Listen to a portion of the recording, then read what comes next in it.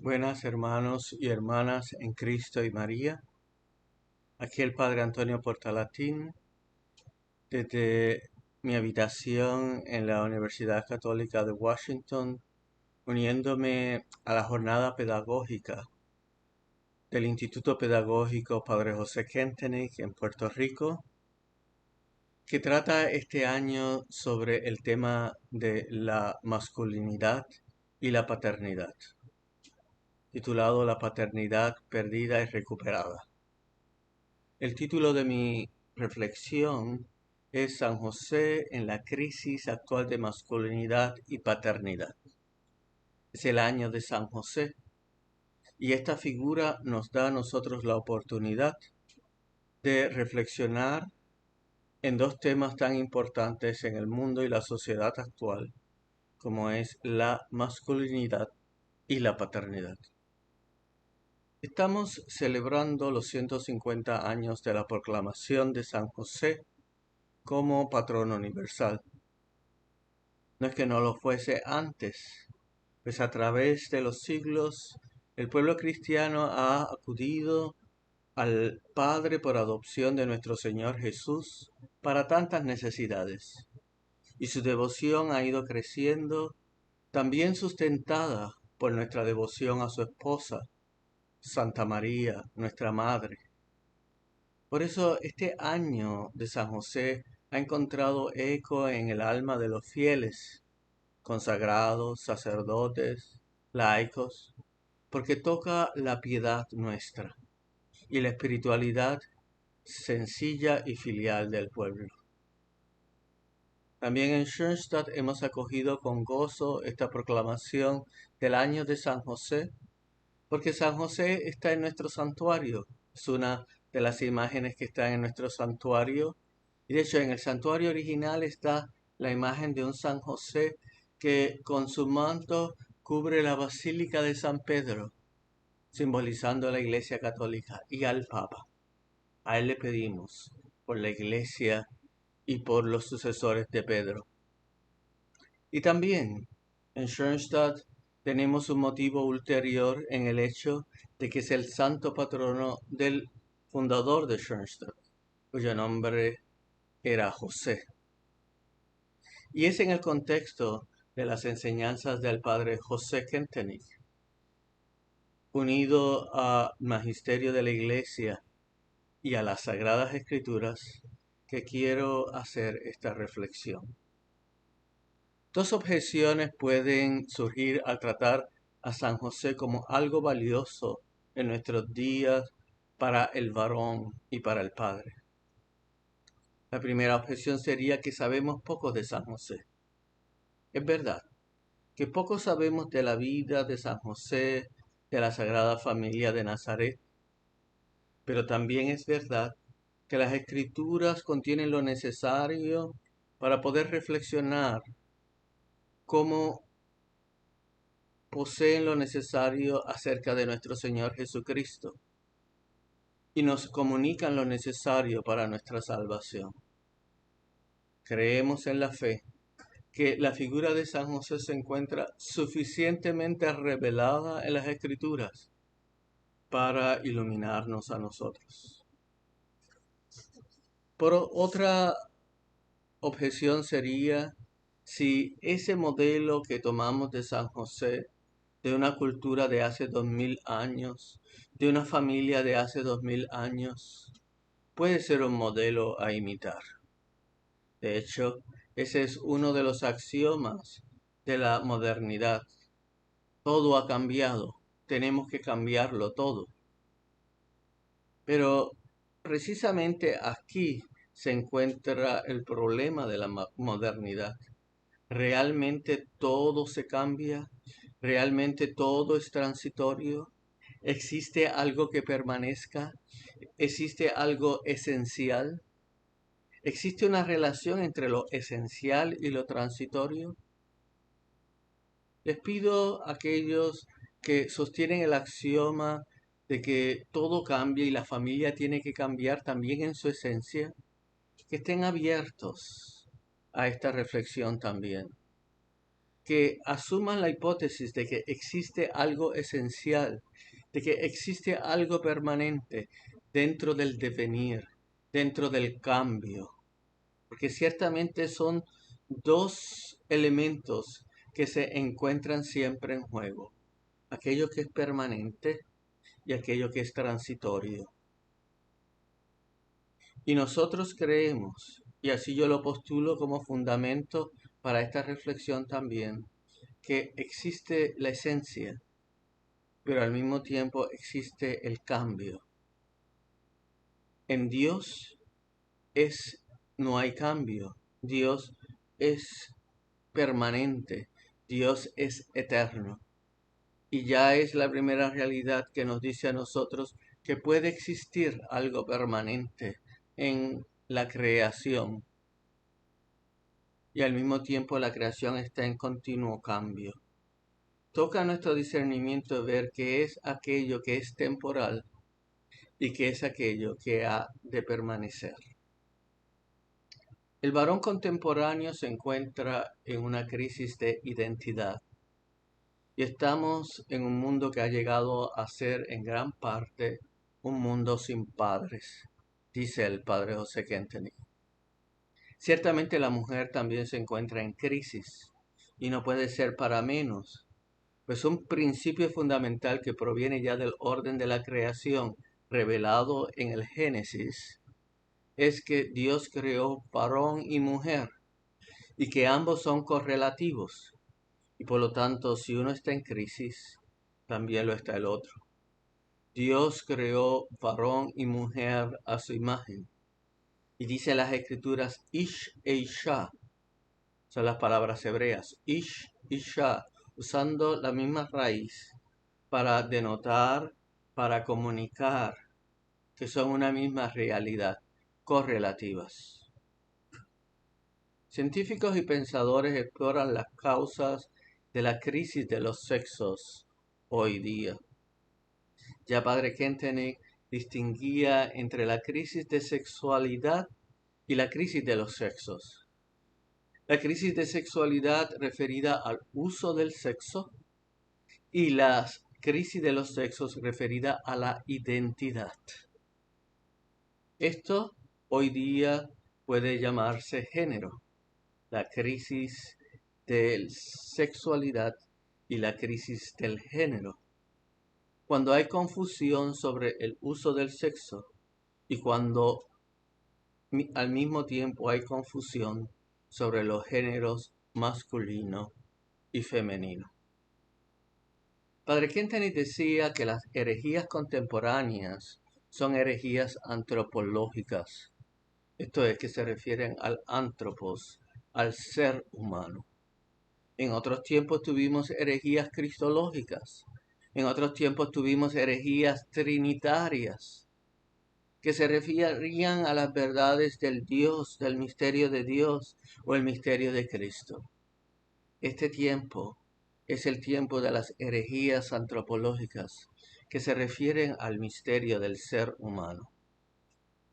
Y estas herejías antropológicas han provocado crisis antropológica en el concepto del ser humano, no solamente desde el punto de vista intelectual, sino en todo el sentido de la verdad como se encuentra en las Sagradas Escrituras.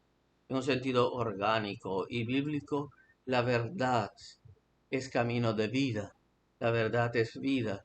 Por lo tanto, las herejías no son solamente errores intelectuales, las herejías afectan vida y espíritu. Toca a nosotros, entonces, recuperar la integridad de la verdad y vivir la verdad y la vida. ¿Qué nos dice San José acerca de esta crisis de los sexos? Como hombre soltero, dice el evangelista San Mateo, él era un hombre justo. Y con ello se resume el ideal del varón del Antiguo Testamento, un ideal que fue acogido en el Nuevo Testamento, el hombre justo. Este ideal de justicia No se refiere aquí sencillamente a dar a cada uno lo que se le debe, como es la definición de justicia en el derecho, sino aquí justicia se refiere a actuar siguiendo los mandatos del Señor, en obediencia al Señor, en actuar rectamente, lo que nosotros llamaríamos hoy santidad. San José era un hombre santo. Y esa santidad y esa justicia de San José, tenemos que decir también, no proviene de sus obras. No fue justificado por sus obras, sino por la gracia de Dios. En primer lugar, porque él fue escogido para ser esposo de la Santísima Virgen y padre por adopción de nuestro Señor Jesucristo. A él se le dieron los dones de la naturaleza y de la gracia necesarios para cumplir su misión.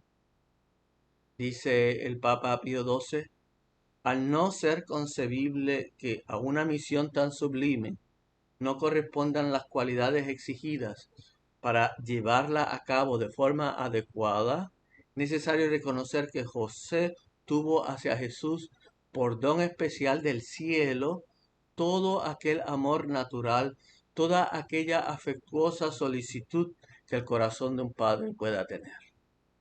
Su corazón, el corazón de San José, fue preparado para ser padre de nuestro Señor Jesús. No solamente por obra de él, no solamente por virtud él, sino sobre todo porque Dios lo preparó para ser padre de Jesús. Dios Padre lo escogió desde toda la eternidad, al descendiente del rey David, aunque esa descendencia ya estaba olvidada, para servir con Santa María al Hijo de Dios encarnado. Así dice el padre de la Iglesia, San Agustín. A raíz de aquel matrimonio fiel, ambos merecieron ser llamados padres de Cristo. No solo aquella madre, sino también aquel padre. Del mismo modo que era esposo de su madre, ambos, por medio de la mente, no de la carne, por medio de la fe, quiere decir él. En los padres de Cristo se han cumplido todos los bienes del matrimonio, la prole, la fidelidad y el sacramento. Conocemos la prole, que es el mismo Señor Jesús. La fidelidad, porque no hubo adulterio. El sacramento, porque no hay divorcio. ¿Cómo le habla San José al varón contemporáneo? En primer lugar, observo, cuando miramos a San José, así como cuando miramos a nuestro Señor Jesús, no miramos en primer lugar el sexo, sino que miramos la persona humana. Él es una persona humana, que es varón. Él es en primer lugar eso. Ya decía la Congregación de la Educación Católica en 1983 en un documento sobre la sexualidad y el amor humano, que la sexualidad permea, impregna todas las esferas del ser humano, biológica, psicológica, espiritual. Pero es entonces la persona. La sexualidad no se concibe separada de la persona. La sexualidad es una dimensión de la persona y no una dimensión separada, sino una dimensión que impregna todas las esferas. Cuando miramos a San José, miramos a la persona que es varón, pero no solo al varón, sino la persona humana. Parte de los errores sobre la sexualidad en el presente se deben a esa separación mecanicista, a la absolutización de la sexualidad, haciéndola el centro de la educación y la personalidad. No es así. Definir la persona humana a partir del sexo es un error. Por ejemplo, al decir que la autoridad varonil por sí misma es despótica, patriarcal y no debe ser ejercida, o buscar que actúe con una autoridad femenina, o asimismo, cuando la mujer es definida solamente por su belleza física o por su capacidad procreativa, estamos definiendo sea la persona del varón, sea la persona de la mujer, solo por el sexo. La crisis de los sexos entonces es mucho más profunda que la crisis del varón, que la crisis de la mujer. Es la crisis de la persona humana. La vocación de un varón puede ser resumida en palabras del padre Kentenny como hijo y padre, puer et pater en latín, hijo y padre, llamado a ser. Esta vocación está ligada a cualidades que Dios le ha dado al varón, que caracterizan su ser humano, su persona humana, y le ayudan a completar su misión. Estas cualidades no son exclusivas del varón, pero son puntos fuertes en el varón, mientras que son puntos débiles en la mujer. Asimismo, la mujer tiene puntos fuertes de su femineidad que son puntos débiles en el varón. De aquí la llamada a la complementación de los sexos. Hijo y padre. ¿Cómo fue San José hijo? Aunque no sabemos mucho de la infancia de San José, prácticamente nada, lo más grande de él lo conocemos indirectamente. Al San José como hijo lo conocemos indirectamente a través de su hijo adoptivo, nuestro Señor Jesús. Verdadero Dios, pero también verdadero hombre, que significa verdadero hijo de hombre. Así como el rostro de Dios Padre tiene su perfecto reflejo en la naturaleza humana de su Hijo, así decía nuestro Señor, quien me ha visto a mí, ha visto al Padre. Así también el perfecto reflejo, un reflejo del Padre, Jesús lo recibió en el rostro de San José. La perfección se encuentra en Jesús, pero San José está en el camino hacia esa perfección. ¿Por qué? Porque no se llega a ser hijo sin un padre. Esto lo podemos decir en sentido biológico, pero sobre todo también en sentido espiritual. Y Jesús, en el orden de la encarnación, si realmente Él se había hecho hombre, si realmente Dios quería que Él experimentase todo aquello que era ser hombre, necesitaba un padre. Dice el evangelista Lucas. Jesús volvió con ellos a Nazaret y vivió sujeto a ellos. Su madre conservaba cuidadosamente todas las cosas en su corazón. Jesús crecía en sabiduría, en estatura y en gracia ante Dios y ante los hombres. Esa era la vida de Nazaret. Y en esa vida de Nazaret, Jesús, nuestro Señor, se encuentra sujeto a Santa María, nuestra Madre, y a San José. En ese sentido, nuestro Señor tuvo un crecimiento natural, normal. Las leyes de la encarnación lo pedían, que experimentase todo menos el pecado. Y el que haya llegado a ser un varón maduro, nuestro Señor Jesús, ese que le conocemos en los evangelios, lo debemos también a San José. Dios dio a Cristo una figura paterna, varonil, en la persona de San José. Y si Jesús nuestro Señor fue un varón perfecto, entonces significa que su Padre le reflejó, le comunicó virilidad y masculinidad. No se llega a ser hijo sin un padre. La virilidad tiene base fisiológica. Eso es lo que absurdamente niega la ideología radical de género, que dice que el género es completamente un constructo social. Ciertamente tiene dimensión social, pero tiene una base biológica ligada a un desarrollo psicológico y espiritual. Y ese desarrollo, y si vamos a usar la palabra construcción, esa construcción social necesita de la figura del Padre.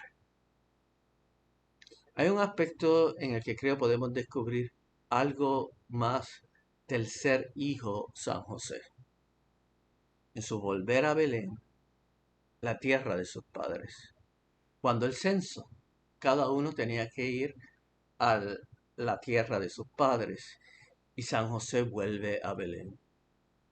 Cuando miramos la genealogía de Jesús, nuestro Señor, en el Nuevo Testamento, vemos que San José, el que sería los padres de San José, el que sería el abuelo de nuestro Señor Jesús, en una de las genealogías, la de San Mateo, se llama Jacob, y en otra de la genealogía, en San Lucas, en el Evangelio de San Lucas, se llama Elí.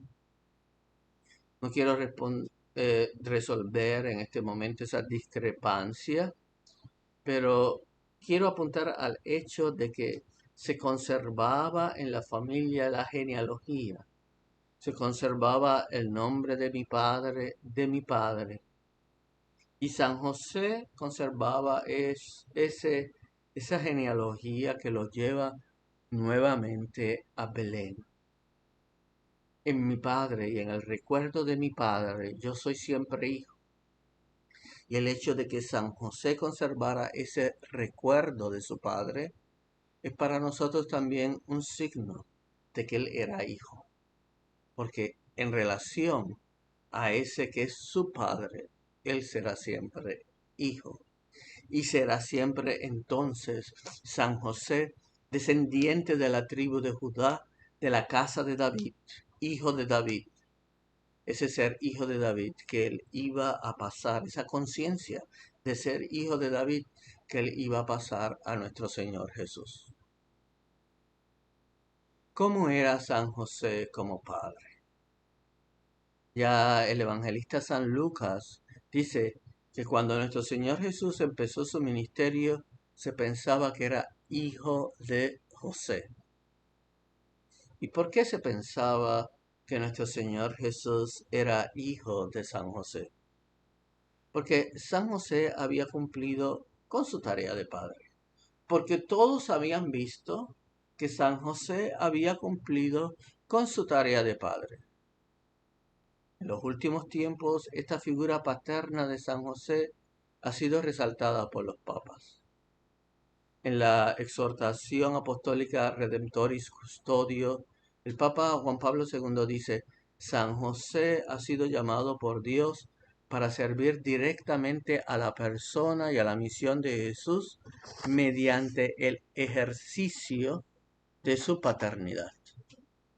Y el Papa Francisco tituló su carta apostólica Patris Corde, Padre de Corazón. De modo que el magisterio de la Iglesia nos llama, nos invita a mirar ese aspecto paterno, la paternidad de San José. San José es hijo y padre. Él había cumplido, esto lo sabemos, con su rol de trabajar y defender a la familia de Nazaret. Muchas veces teniendo que realizar sacrificios, como lo fue el tener que irse a Egipto. Las escrituras nos muestran el mandato que él recibió: toma al niño y a su madre. Y eso significaba defender a su esposa y a su hijo. Alguno podría decir que porque él no había engendrado físicamente a nuestro Señor Jesús, entonces realmente él no tenía conciencia de padre. De hecho, algunos evangelios apócrifos, esto es, no inspirados por el Espíritu Santo y muchas veces con leyendas que no son históricas, dicen que San José tuvo otros hijos, que él era un viejo y tenía otros hijos cuando se casó con Santa María. Pero las escrituras no hablan de ello, al contrario. Si miramos bien las escrituras, contradicen ello. San José era un hombre que podía trabajar, que podía defender su familia, y era un hombre que se dedicó a su hijo Jesús. Estamos de acuerdo entonces que la paternidad es más que un rol físico. Y hoy estamos de acuerdo que es más que un proveedor, que es y más que un líder en la casa, que la gran crítica de machismo y patriarcalismo que hoy existe desde el feminismo a la figura del varón. Nosotros hemos olvidado cómo era la familia antes, porque estamos en otro tipo de familia, no completamente diversa, pero elementos han cambiado. La familia de la cual nosotros muchas veces reflexionamos hoy día es la familia nuclear, padre, madre e hijos. Y sabemos que nuestra misma familia hace algunas generaciones no era la familia nuclear, mayormente. Y muchas veces la familia que nosotros usamos para reflexionar es la familia burguesa. Esto es la familia clase media asalariada, donde ellos trabajan, los padres reciben un salario. Y muchas veces también nosotros tenemos la ideología de la ilustración que demonizó la cultura anterior a ellas. Todo que estaba antes de la ilustración era retrógrado, oscurantista, y ahora la ilustración nos iba a traer, los ilustrados en el siglo XVIII y XIX nos iban a traer la luz y que es también la verdadera familia. Por eso me quiero referir a la familia de nuestro Señor Jesús, que es una familia tradicional no burguesa, donde tienen que trabajar los dos padres. La familia burguesa del siglo XIX trabajaba sobre todo el varón, y él traía el salario, él traía la ganancia. Mientras que la familia tradicional trabajan los dos padres, cada uno en diversas tareas, pero tiene que trabajar. El trabajo también de la madre es físico y demandante muchas veces. El buscar el agua, el buscar la comida, es un trabajo físico demandante. Correspondía a las fuerzas de cada uno, pero consumía. El sistema no está basado necesariamente en un salario, sino que muchas veces hay trueque, muchas veces el fruto del trabajo también. La comida, el fruto de lo que yo he sembrado y cosechado. Mucho más importante, en la familia tradicional, y al decir tradicional estoy hablando de la de los siglos y la de Israel, la educación está a cargo de los padres. Y el padre es responsable de la educación también junto a la madre. Y ante la sociedad, el principal responsable. La familia burguesa que nosotros conocemos del siglo XIX, la educadora muchas veces es solo la madre. El padre trabaja fuera y la madre es la que educa. Pero ciertamente eso es una desfiguración de la familia ya. Y a lo que muchas veces nosotros reaccionamos en nuestros tiempos es al modelo de familia del siglo XVIII, XIX, XX, no al modelo de familia que ha acompañado la mayor parte de los siglos la humanidad. En la cultura judía y en otras culturas antiguas, el padre tenía la tarea importante de la educación moral de los hijos. Eso forma parte del ser padre.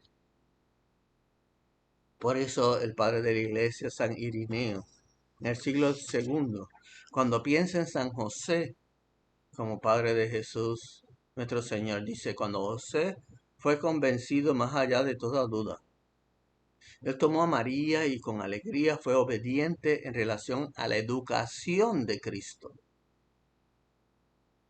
en lo concerniente a la educación de Cristo. San José fue un educador.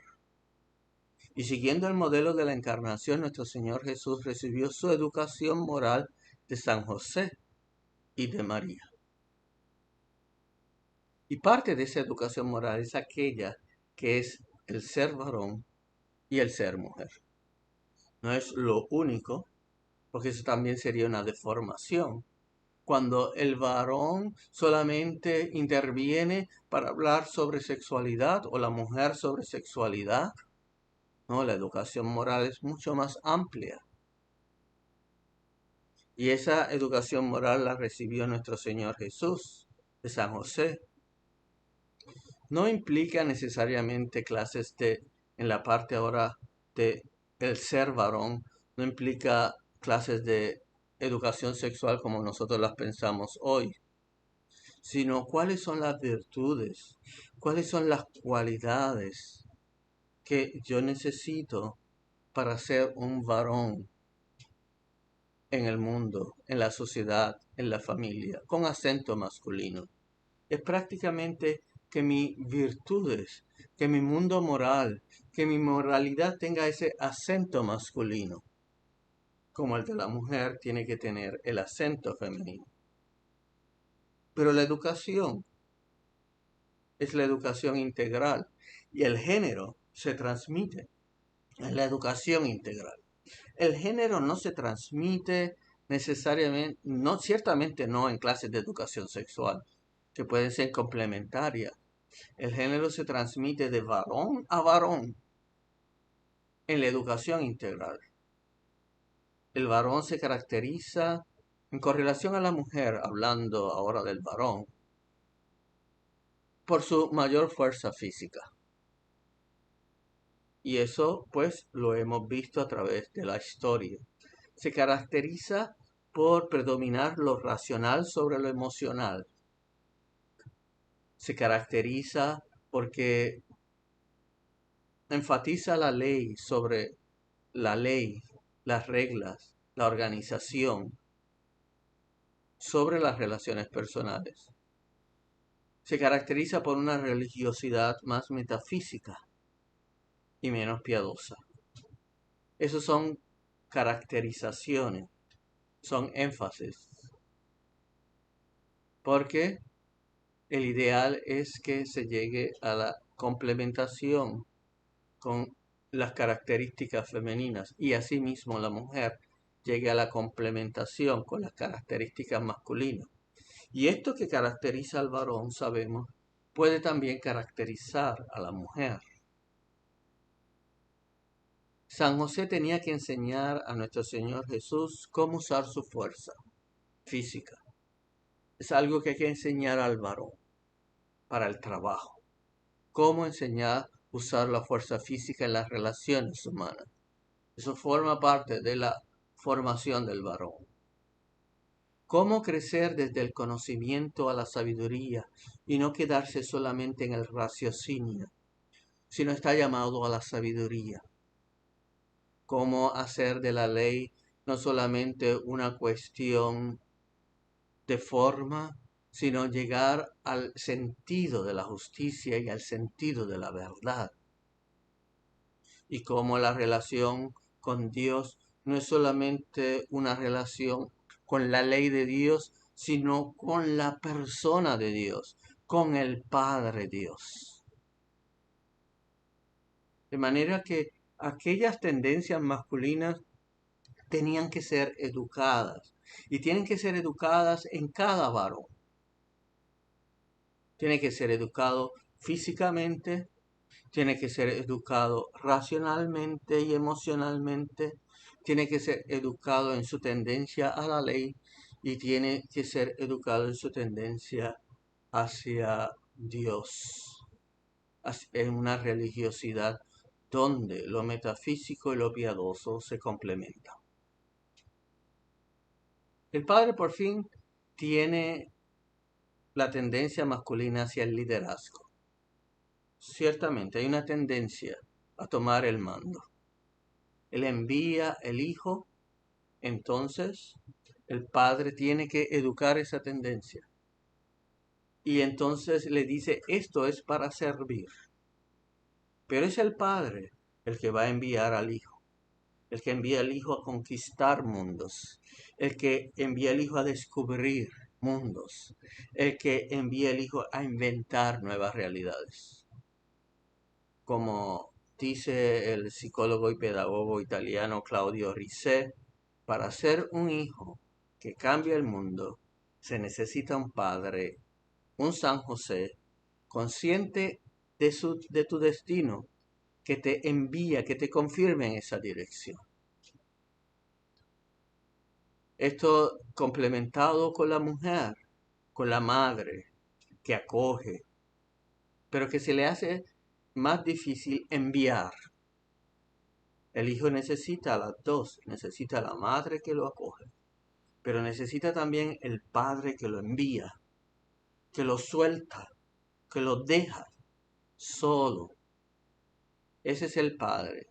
Y ese Jesús que nosotros vemos salir al mundo, nuestro Señor, cuando su ministerio, podemos también pensar que ese envío va no solamente desde el Padre Dios, ese envío también es de San José. El Padre otorga una seguridad interna al Hijo para que vaya, para que salga. Y San José le transmite la tradición de su pueblo de Israel a su hijo y le enseña a defenderla y enriquecerla. Era una de las tareas importantes del padre en Israel que se asegurase que el hijo recogiese la tradición de su pueblo, la tradición de los siglos, sobre todo la adoración al Señor. Una religiosidad anclada en el único Dios. San José como Padre. Y aquí también entra el tema tan espinoso de la autoridad. En un momento en que la crisis de nuestros tiempos es también crisis de autoridad. Autoridad que, crisis de autoridad que ya ha sobrepasado campo social y también sabemos, también está en la iglesia. El evangelista Lucas nos recuerda que Jesús, nuestro Señor, era obediente a San José y a Santa María. Y eso forma parte del orden de la encarnación. La obediencia no solo es educativa, la obediencia es vínculo con el Padre. El vínculo de nuestro Señor con San José es la expresión de su vínculo con el Padre Dios. Padre Kentenich afirma con la tradición humana y eclesial de los siglos que la autoridad primaria en la familia es la del padre. Una afirmación que nosotros nos tendríamos que preguntar hoy qué significa. O el padre Kentenich está equivocado en este punto. O tenemos que corregirlo. O cómo hacemos cuando padre Kentenich dice que la autoridad primaria en la familia es la del padre. Hay que reflexionar todavía sobre ello. Tenemos que continuar reflexionando sobre ello, porque nos encontramos en medio de la crisis. El primer hecho que yo podría apuntar en esto es que para nuestro Señor Jesús ciertamente en la familia de Nazaret la autoridad primaria era la de San José, su padre. Claro, a ello podemos decir, eso correspondía a su tiempo, no a nuestro tiempo. También hay que corregir nuestra mentalidad cuando hablamos de autoridad primaria, de que no cuando decimos autoridad primaria del padre en la familia tradicional, no necesariamente estamos mirando la familia burguesa, donde el padre está afuera y llega el señor de la casa. En la familia tradicional los dos están en la casa, los dos trabajan y todo es consultado con la madre. De tal manera que aunque el padre resulta como representante legal hasta el siglo XX, en realidad en una buena familia, a través de los siglos, siempre era padre y madre. Siempre lo fue. No es que la mujer entra en la cuestión de autoridad familiar en el siglo 18, 19, ciertamente no. Aunque sí en la parte legal, social. Siempre la autoridad fue una autoridad compartida, pero, sin embargo, era emitida por el padre. Precisamente por por la tendencia del padre a establecer y defender la ley, por ser eso un elemento masculino, él tiende también entonces a establecer la ley en la familia. Esa es autoridad varonil. La autoridad materna está más ligada al sentimiento. Y entonces la autoridad parental es la unión de esa autoridad materna y paterna, del padre y de la madre. Y vuelvo a repetir, muchas veces la madre tiene que asumir también características paternas, como cuando falta el padre. Ella tiene que hacer del padre y de la madre. Y entonces tiene que asumir ella los elementos de la autoridad paterna y de la autoridad materna. Y lo mismo si el padre está solo. Se trata de énfasis, no de exclusiones. Por eso el orden simbólico es importante, sin embargo. Cuando estoy hablando entonces, discutiendo, reflexionando, esa afirmación de que la autoridad paterna es la primaria en la familia para delimitarla, para corregirla, para mejorarla, sabiendo que legalmente hoy la autoridad en la familia es padre y madre, y eso de lo civil de la ley lo dejo a un lado, pero estoy hablando de la dinámica propia en la familia y cómo se complementa varón y mujer y cómo las cualidades del varón y la mujer hacen que la mujer tienda más a ser acogedora, madre acogedora, y que el padre también enfatice la ley. Y todavía más allá podemos ir. Cuando vamos a las escrituras encontramos algunos textos que no nos gusta leer hoy porque parecen antifeministas.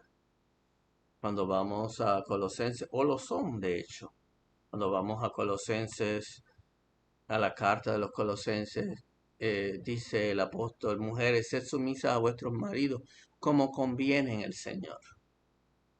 Eso lo podemos entender de nuevo en la época donde desde el punto de vista legal el padre tenía la autoridad. Y sin embargo el apóstol añade como conviene en el Señor.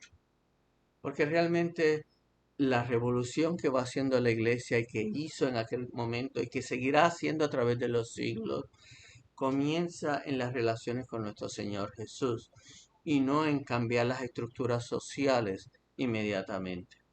Por eso no se abolió la esclavitud inmediatamente, pero sí ya se van transformando las relaciones entre esclavos y amos.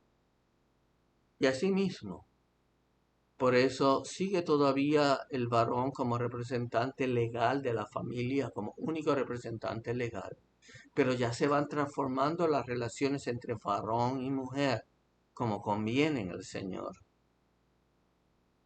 Y la carta a los Efesios complementa eso que dice la carta a los Colosenses diciendo: sed sumisos a los unos a los otros por respeto a Cristo, añadiendo el punto de la sumisión mutua que acentuaba ya el Papa Juan Pablo II, el Santo Papa, que la sumisión es mutua. Sin embargo, añade la carta a los Efesios, porque el marido es cabeza de la mujer, como Cristo es cabeza de la iglesia, el Salvador del cuerpo. Como la iglesia está sumisa a Cristo, así también las mujeres deben estarlo a sus maridos en todo. ¿Cómo entender esta palabra de Dios hoy? Y ciertamente hay cierta tendencia en muchas mujeres a ser sumisas hasta al punto de no hablar y no contradecir al varón. Y eso no depende solo del tiempo, también es una tendencia muchas veces femenina. Mientras que otras mujeres pues sí han desarrollado el liderazgo, la característica del liderazgo. Aquí hoy día sabemos que esa reflexión que hace el apóstol, donde une la persona del varón y del padre a Cristo y la persona de la mujer al cuerpo de Cristo, es en el orden simbólico. Y una pregunta sería si nosotros debemos conservar ese orden simbólico o ya ese orden simbólico no es más válido. O sea, que el varón representa a Cristo y que la mujer representa a la iglesia dentro del matrimonio. Y yo creo que este simbolismo tiene todavía su sentido, creo, dentro de una justa relación de complementación y de amor. La función simbólica del varón como Cristo y cabeza, y la función simbólica de la mujer como iglesia y madre. Esto, sin embargo, vivido en una relación de justa igualdad y de complementación. En ello tenemos que seguir reflexionando. Todas las respuestas nos están dadas.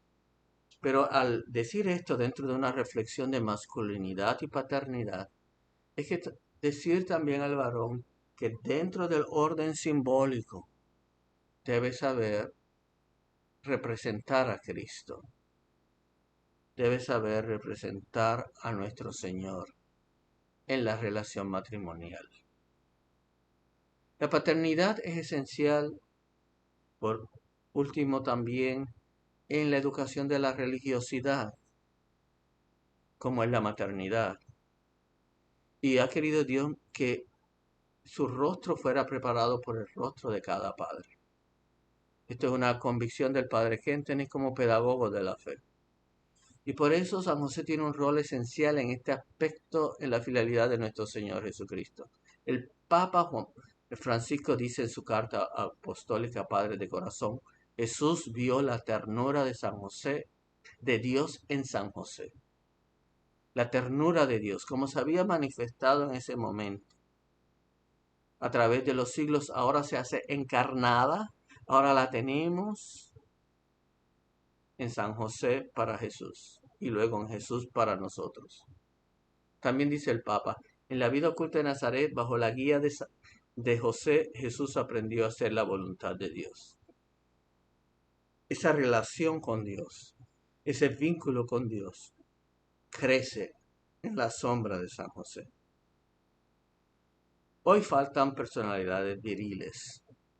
Estamos claros que no se trata de machos o déspotas, sino de varones dotados de cualidades masculinas y que se muestren en ellas. Se muestre el pensamiento profundo, la ley en obediencia a Dios, la fuerte vinculación con el Padre Dios y esto luego en complementación con la mujer. Y en segundo lugar, el padre está ausente. Los padres han faltado por el machismo de la burguesía que llevó a una figura deteriorada y caricaturesca del padre. Los padres han faltado por la guerra. Los padres han faltado a través de la neutralización que produce la ideología de género y la promoción de un estilo de vida gay y el afeminamiento del varón. Y los padres faltan sobre todo. La raíz número 1 es el divorcio. Esto equivale a una grande dificultad para que los hijos varones desarrollen virilidad y puedan ser padres. Si no hay padre. Y la hija se va a ver afectada también. Porque el principio masculino en la mujer crece en relación también con el padre. La seguridad que ofrece el padre, como decía, es distinto a la seguridad que ofrece la madre. Necesitamos ambas seguridades, pero necesitamos la del padre. A nivel eclesial y espiritual, los padres también han faltado. El sacerdote, la imagen del sacerdote como padre, con la burocratización del rol del sacerdote, por la mundanización del sacerdote, por la pérdida de autoridad del sacerdote como padre en la parroquia, en las comunidades, debido a anticlericalismo, a políticas de Estado secular y a un deterioro también de la imagen del sacerdote por los escándalos sexuales. Faltan los padres entonces naturales y los padres espirituales. Dice el psicólogo Risset, la vida sin padres es fuertemente patológica, enferma. Y el padre Kenton llega a decir que la mayor desgracia de la humanidad es la pérdida del sentido filial y que por eso la preocupación por hacer de nuevo al padre constituye una de las tareas esenciales de la educación. No es volver al patriarcalismo, ciertamente, pero desde el punto de vista teológico, la imagen del padre es necesaria. Es una misión. Entonces volver a traer el padre de familia, el padre a la familia y a la iglesia. Padre Kenton habla de otros modos como puede compensarse la ausencia del padre, por medio de otra figura paterna, por medio de la experiencia de tener hijos, con el desarrollo de una intimidad con el Padre Dios. Estos medios los necesitamos hoy, cuando falta el Padre. Sin embargo, la misión a largo plazo es que la compensación sea menos necesaria y que más familias puedan tener un auténtico padre y que los sacerdotes sean figuras paternas en la iglesia. Creo que San José como figura paterna quiere hacer de toda la iglesia una familia que coopera, él cooperando con su esposa Santa María en este proyecto. Esta es nuestra visión de iglesia del futuro. Padre Kentenich, estando en Roma durante el Concilio Vaticano II, coincidiendo, dibuja la iglesia de las nuevas playas. Y en esa iglesia, la primera característica que él describe es una iglesia donde la jerarquía guía paternalmente al pueblo de Dios. Y al mismo tiempo, esa comunidad se constituye en una comunidad de hermanos, fraternos. Porque no puede haber hermanos sin padres. Por lo tanto, esa dialéctica y al mismo tiempo esa complementación en la comunidad, en una comunidad donde todos somos hermanos, pero donde hay figuras paternas, porque la iglesia es regida paternalmente. Eso lo quería Dios para los apóstoles, para los obispos y sacerdotes. Los sacerdotes deben saber que se preparan para el servicio de la paternidad. Es algo de enseñar desde el seminario, porque ese servicio de la paternidad es necesario para una comunidad de hermanos y hermanas llena del Espíritu Santo.